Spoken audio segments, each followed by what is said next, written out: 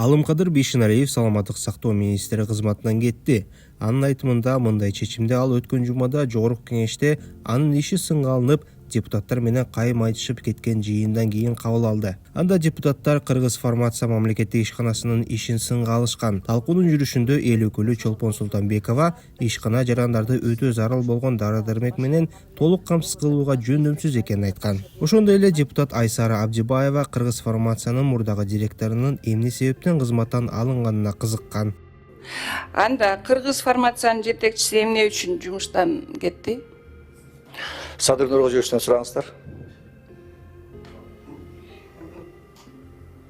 Эмнеге бул основаниясын айтып койсоңуз болот да. Основаниясын мен айта албайт экенмин. Садыр Нуркожоевич өзү мага приказ берди. Bir сааттын ичинде уволить этти, мен 1 сааттын ичинде уволить эттим.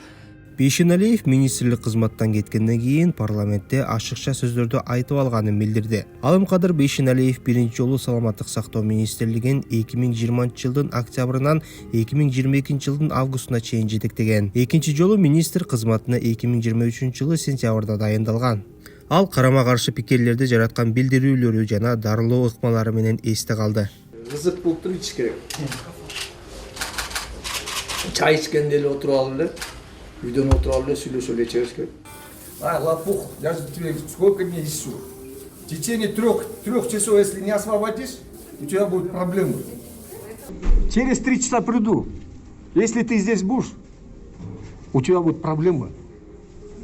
Зубы посчитаю тебя по одному. Лучшего есть, и он тогда мне пригрозил, что он меня посадит. Бул азыркы министр здравоохранениянын кличкасы бар экен. Черный хирург деген. Бул убагында Рысбек Акматбаевтарды операция кылып жүргөн.